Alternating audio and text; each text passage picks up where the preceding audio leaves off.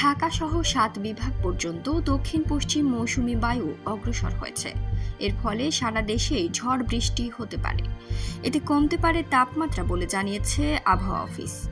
শনিবার সকালে আবহাওয়াবিদ মোহাম্মদ বজলুর রশিদ স্বাক্ষরিত এক বিজ্ঞপ্তিতে এ তথ্য জানানো হয়েছে।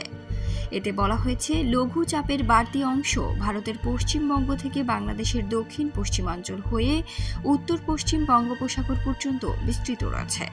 এছাড়া দক্ষিণ পশ্চিম মৌসুমী বায়ু ঢাকা, বরিশাল, চট্টগ্রাম, সিলেট, ময়মনসিংহ, রংপুর এবং রাজশাহী বিভাগ পর্যন্ত অগ্রসর হয়েছে।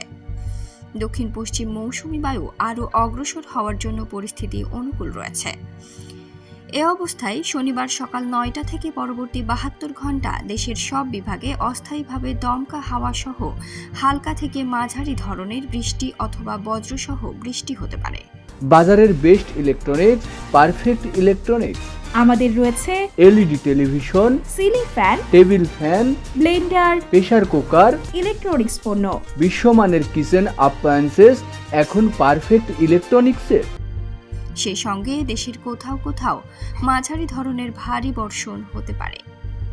তবে বর্ধিত 5 দিনের আবহাওয়ার অবস্থায় বলা হয়েছে, দেশের উত্তরাঞ্চলে বৃষ্টি অথবা বজ্রসহ বৃষ্টিপাতের প্রবণতা হ্রাস পেতে পারে।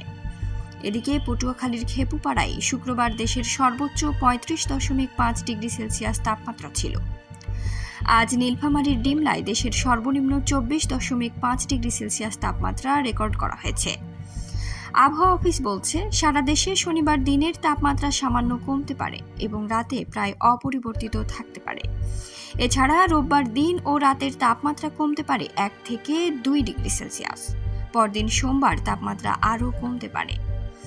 চট্টগ্রামে শনিবার সকাল 6টা পর্যন্ত 24 ঘণ্টায় দেশের সর্বোচ্চ 26 মিলিমিটার বৃষ্টিপাত রেকর্ড করেছে আবহাওয়া অফিস। এ সময় দেশের আরও কয়েকটি অঞ্চলে ঝড় বৃষ্টি হয়েছে বলে জানা গেছে।